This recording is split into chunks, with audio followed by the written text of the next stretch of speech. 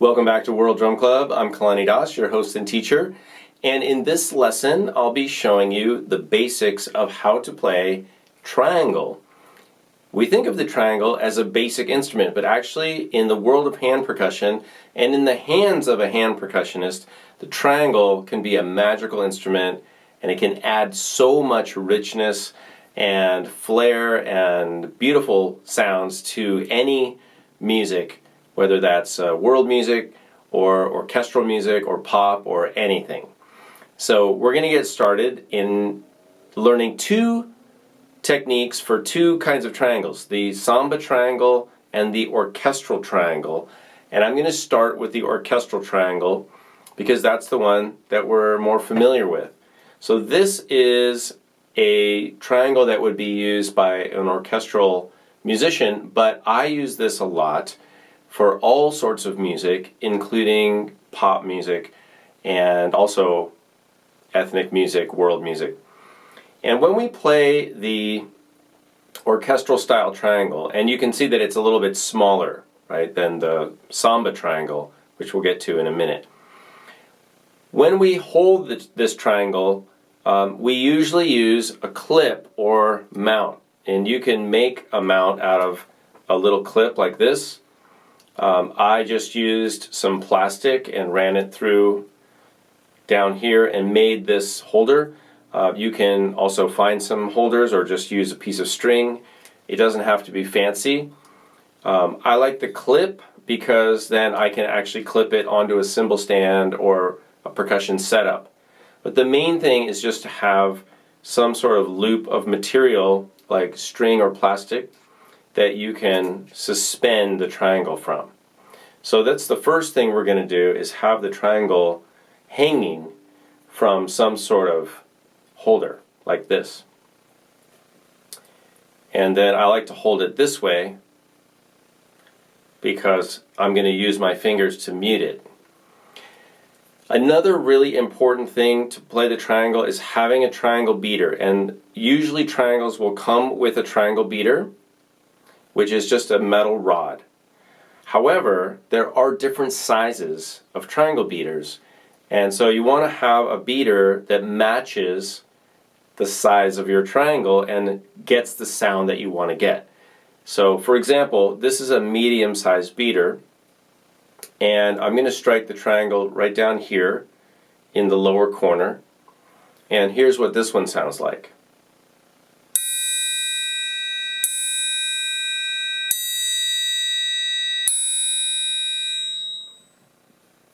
I've got a little bit smaller beater, a little bit lighter, and here's what that sounds like.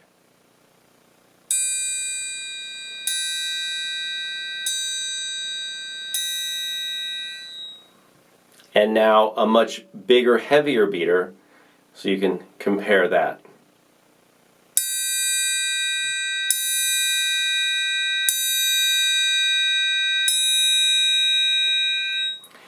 So you can hear that the beater actually makes a big difference in the sound of the triangle. And I've got several beaters down here that I'll be choosing from as we go through the different ways of playing the triangle. So I'm going to go back to the medium beater for this one, and we're going to learn a technique called muting, and we use muting to change the length of the notes so they're not all the same. But the basic technique is open and then muting with the fingers like this. Very simple. Just grabbing the triangle with a couple fingers and stopping the sound.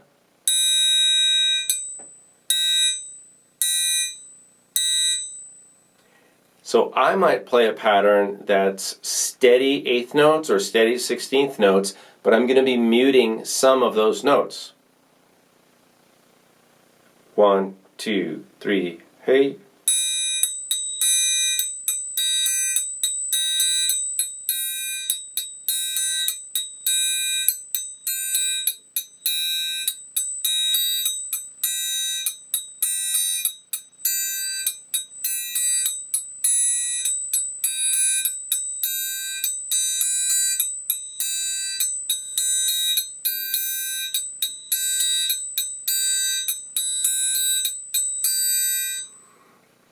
Also, where you play the triangle does make a difference.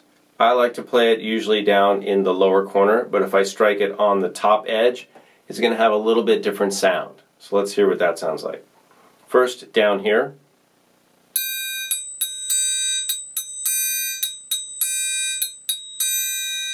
And now up on the top.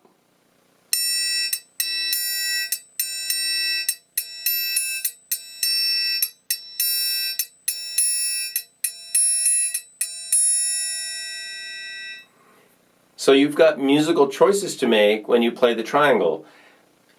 You're a musician, and every time you pick up an instrument, even if it's something simple like a triangle, you're going to listen and experiment and make a musical choice based on what sounds you like and what you think fits the best with the music you're making at that time. So I'm going to switch over to our larger triangle, which we generally refer to as a samba triangle. And these larger triangles are used in more folkloric styles, especially in Brazil, in samba music, which is a genre or style of music. Now for the samba triangle, it's much more common to hold it suspended on our finger like this.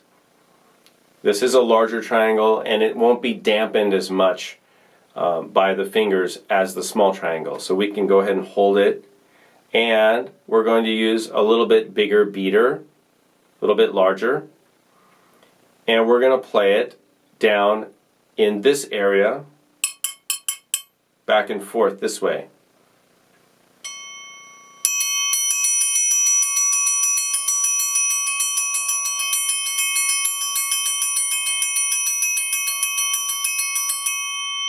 We've got another beater we can try.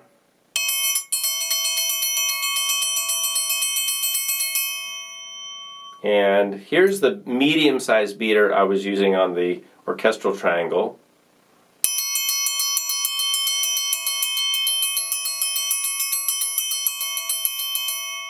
So those are all different sounds that you can use. I'm going to go back to the big beater. And for the samba triangle, we're going to use this muting technique of grabbing with our thumb and fingers. And we're going to keep a steady rhythm going down here in the corner between the bottom and the top, one of the corners, one of the edges. So first thing is be able to play a steady rhythm in the corner of the triangle.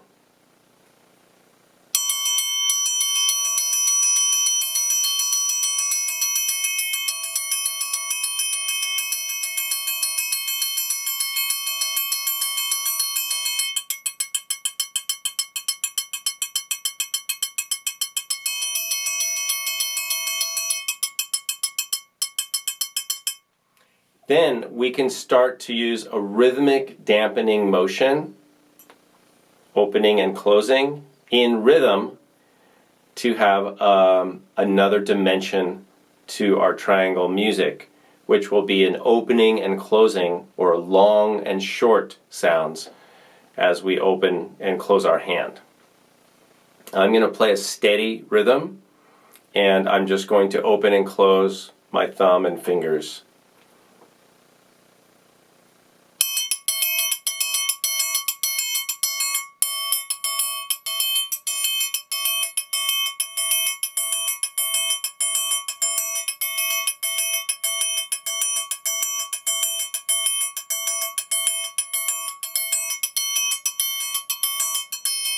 E, 2, 3, 4, 1, 2, 3, 4.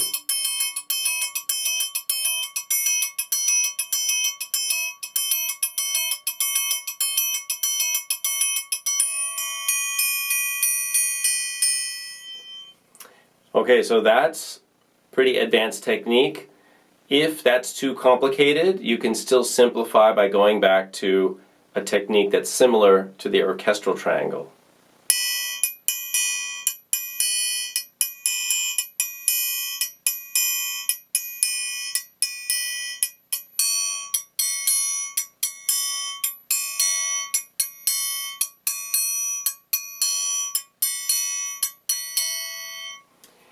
We can also do a roll in the corner with the beater open.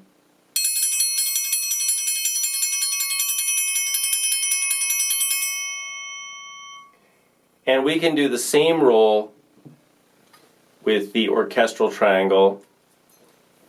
Usually we do that at the top in this area.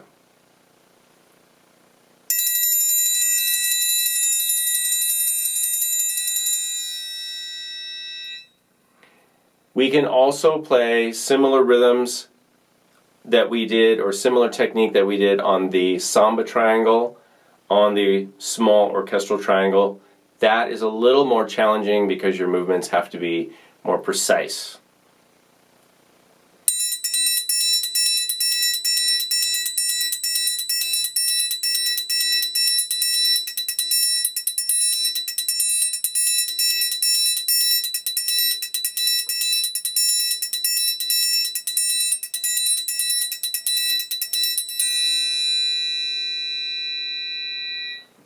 Alright, so those are plenty of triangle techniques to keep you and your students occupied. What I recommend is starting off with the basic technique of opening and closing.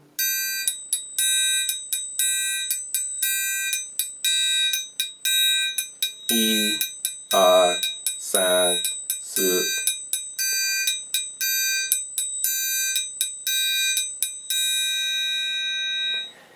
Some effects that I really like are to get two triangles that are similar but a little bit different, and you can record. If you can make a recording, you can record one triangle on the right and one triangle on the left, and then you can have them doing similar patterns or different patterns, and that makes a really nice effect to add into any mix. You can use any techniques you want on the triangles. Remember to explore different size triangle beaters. There's all sorts of different beaters available these days. But any piece of metal that's a hard piece of metal will do. It'll do just fine. As with many of our other instruments, the best way I know to get better on the instrument is to play along with lots of music. So put on some music that you like and play along, play the triangle, and practice. Even though the instrument is simple and the techniques, there's not a lot involved with the mechanical part of it, but the art is in the feel and the timing and the subtlety of playing that instrument. So make sure you put in time just like you do on your other instruments. Make sure your students practice and not just play it, during the lesson or during the time that they're in class, but they actually spend some time practicing on their own time in between lessons, and you can do some amazing things with triangle. I think it's one of the instruments that people think of as just a sound effect, but actually it can add a lot to any kind of music. All right. I hope you enjoy this and you get some time to practice and enjoy playing the triangle. I'll see you in a future lesson.